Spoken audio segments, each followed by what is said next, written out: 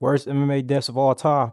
I never really knew that people from MMA was actually dying from the sport. I thought like, you know what I'm saying? Well, I guess in the UFC, they say that it's no deaths that ever happened in the UFC, but it's also other MMA sports. You know, you got kickboxing and all that. But let's go ahead and get straight to it.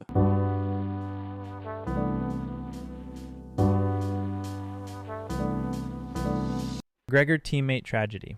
On April 9th, 2016, Portuguese fighter João Carvalho entered the cage at the National Stadium in Dublin, Ireland, for a welterweight bout against Charlie Ward at Total Extreme Fighting 1. Carvalho was 28 years old and facing Ward, a teammate of Conor McGregor, who watched from ringside.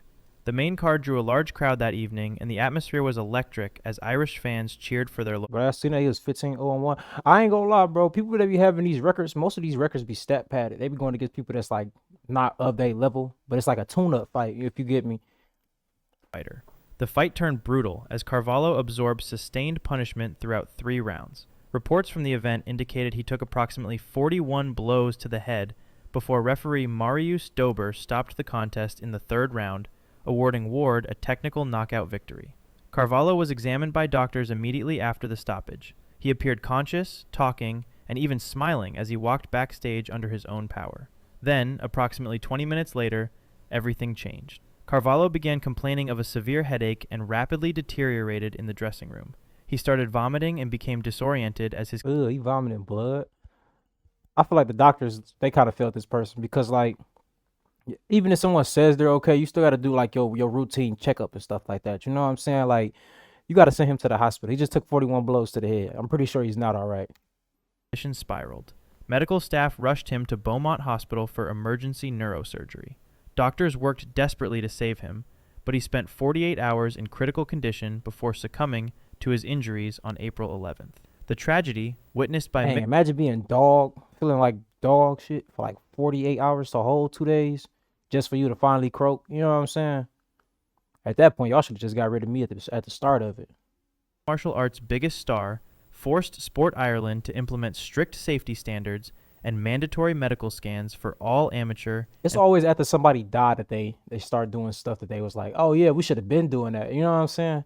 I hate to be the ground zero person. You know what I'm saying? professional fighters. First sanctioned death. On October 20th, 2007, Sam Vasquez entered the cage at the Toyota Center in Houston, Texas, for a bout against Vince Lombardi at Renegades Extreme Fighting. Vasquez was 35 years old and competing in one of the first major sanctioned events in Houston that evening. His wife Sandra watched from the audience as the fight began, unaware of the tragedy that would unfold. The fight progressed into the 3rd round when Lombardi landed a flush knockout punch. Vasquez collapsed backward and his head bounced violently off the canvas with a sickening impact. Dang. Within seconds, he began seizing in the cage as horrified. That's why they be having people like you ever see like people like Herb Dean and stuff like that. As soon as somebody get knocked out, they'll try to jump under them and go grab the back of their head and stuff. Cause that back of the head shit real, man. spectators looked on. Doctors and paramedics rushed in immediately, working frantically to stabilize him as his body convulsed uncontrollably.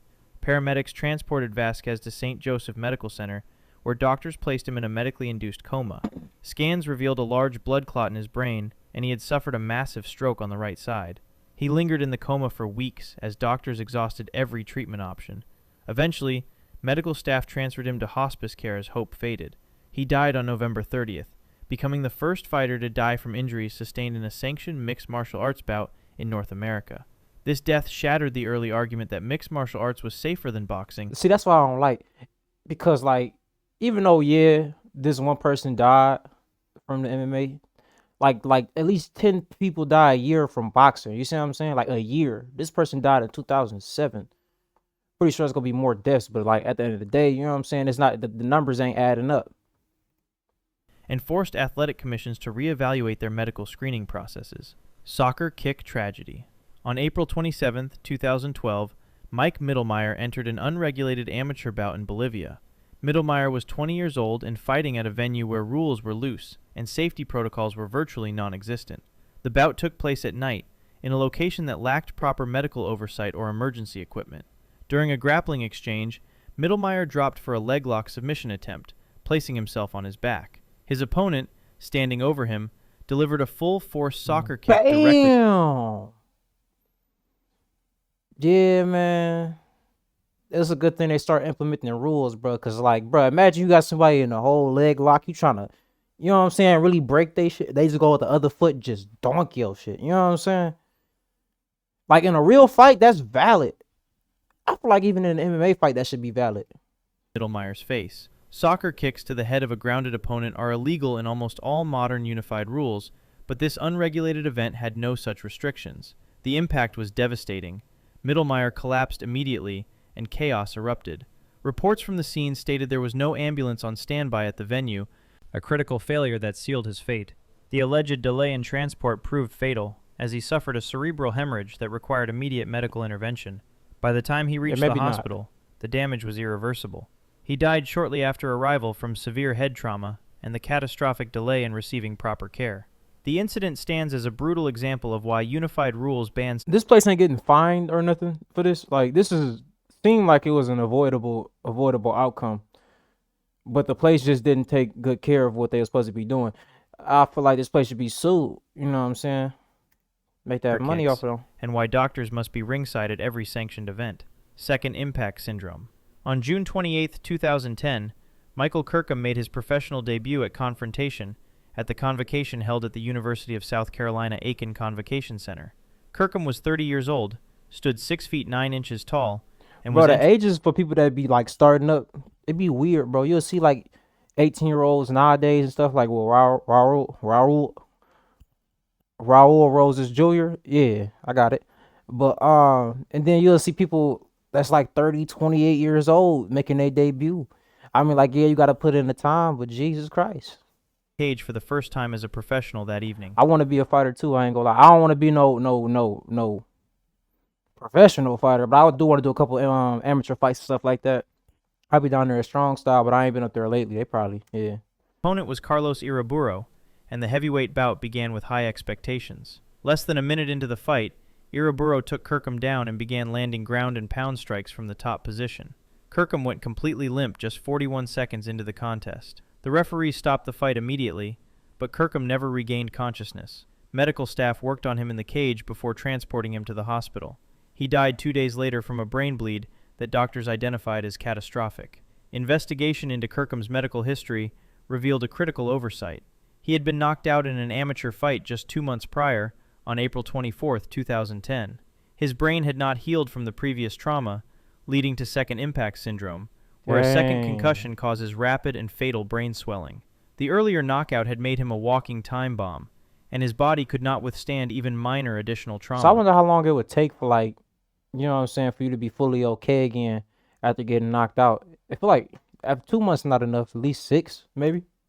The death exposed a failure in the suspension system, as his previous knockout should have medically suspended him from fighting again so soon. Real quick, if you find this informative, I cover stories like these regularly. Consider subscribing if you'd like to see more. Now back to the video. One championship, game changer. On December 11th, 2015, Chinese fighter Yang Jianbing was cutting weight for a flyweight bout at One Spirit of Champions in Pasay, Manila, Philippines. Yang was 21 years old and competing for One Championship, Asia's biggest mixed martial arts promotion. The weight cut took place during the days leading up to the event, and Yang pushed his body to extreme limits to make the flyweight limit. The cut went catastrophically wrong. That's another thing too. That weight cutting is absolutely terrible, bro. You gotta shave off like 2-3 pounds in like a day. You know what I'm saying? Now they just sit in that sauna, just literally dying. You know what I'm saying? I feel like the weight cutting, it should, if not erased, at least like a little bit more lenient. You know what I'm saying? Because they literally be killing themselves to cut to that weight. As Yang became severely dehydrated. He collapsed and was rushed to San Juan de Dios Hospital in Manila. So he didn't Doctors even get to fight. He died from the weight cut. diagnosed him with rhabdomyolysis, a condition where muscle tissue breaks down and releases toxic proteins into the bloodstream, and heat stroke from the extreme metabolic stress his body had endured. His muscles were literally dissolving and poisoning his blood. He suffered cardiopulmonary failure. But it's stuff in your blood that can poison. And how, like, where is it at before then? You know what I'm saying? And why is it even in the body? Heart and lungs could no longer function under the toxic load. Despite aggressive medical intervention, Yang died hours before the event was scheduled to begin. His death sent shockwaves through the sport. particularly in Asia, where weight-cutting culture was deeply entrenched. One championship immediately instituted the world's first major hydration testing program, banning weight cutting by dehydration entirely, and implementing same-day weigh-ins with hydration checks. Elbow strike death. On February 27, 2014, Congolese fighter Buto Gilan. It seemed like everything that's banned from the UFC is like from previous people dying from it. I mean, that's obvious, but like that's crazy.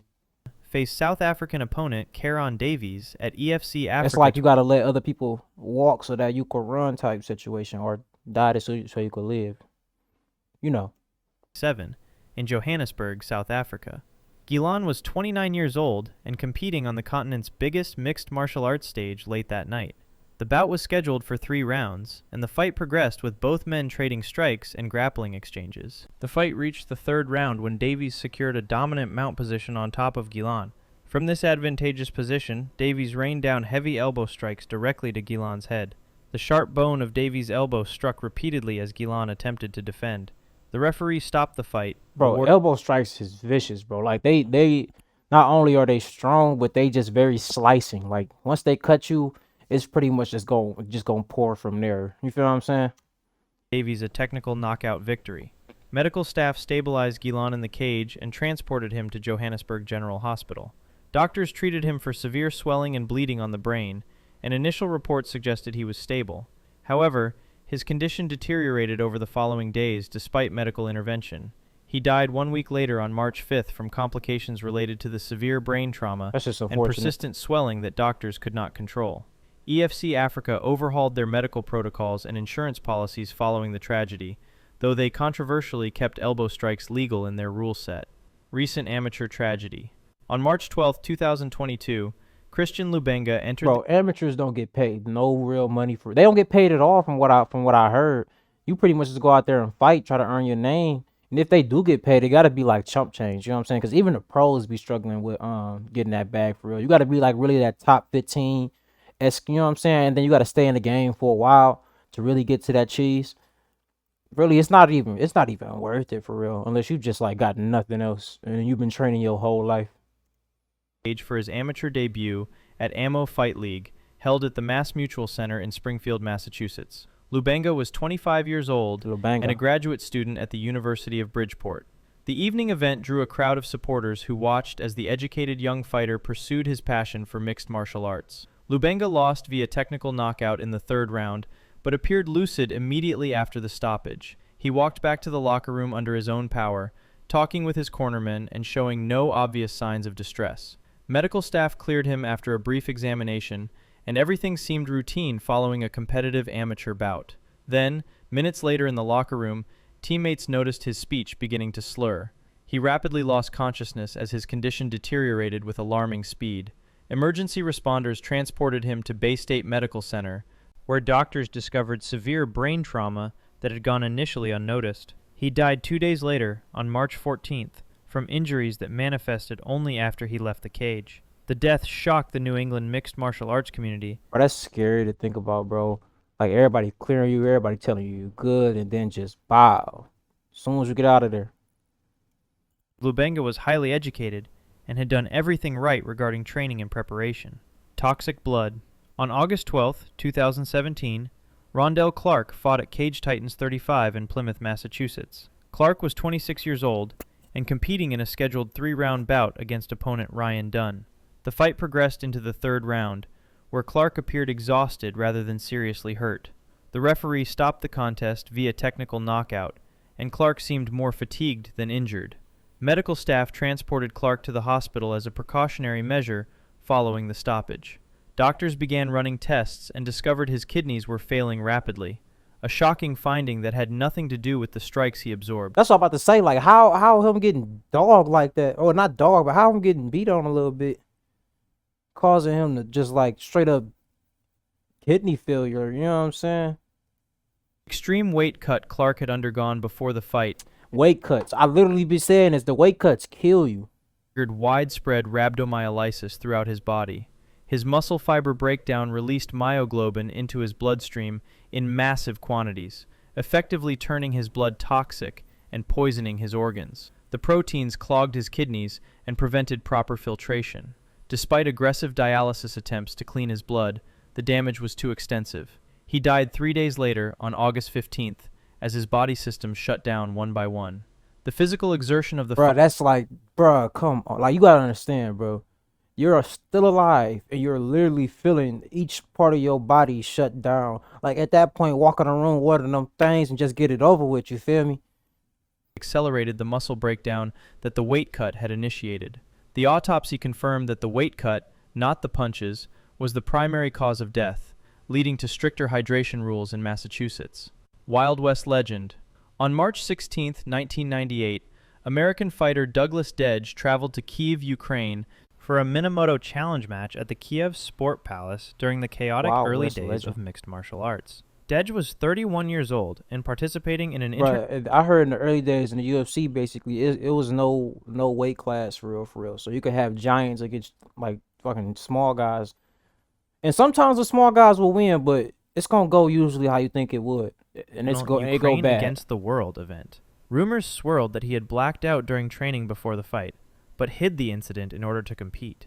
Dedge fought Ukrainian opponent Yevgeny Zolotarev in a ring rather than the modern cage format. After taking significant punishment throughout the bout, Dedge tapped out while on the bottom, signaling his submission. He stood up to shake hands with his opponent in a show of sportsmanship.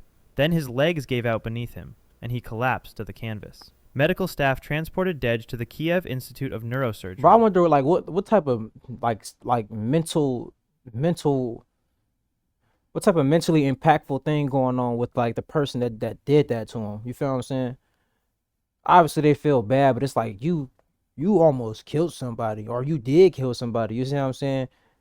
And you still got to be a fighter. Like that probably would make them a lot more hesitant inside that ring. That's the same thing that happened with, I forgot his name. That's the same thing that happened with that one dark skinned fighter, African fighter. Where doctors worked to save him. He died 2 days later on March 18th from severe brain injuries. He became the first well-known American death in the sport, though the bout occurred in an unregulated international event outside the jurisdiction of American athletic commissions. Dedge's death became a dark legend of the no-holds-barred era, cited for years by politicians trying to ban the sport in America. If this was informative, consider subscribing so you don't. Now y'all should subscribe to that man. Man, he on the road. He trying to get his little thing up. But that is crazy, man. The way people had went out and stuff like that. And a lot of this stuff that was going on is actually avoidable, man. But that's gonna cap it off here, man. I'll catch you on the next one.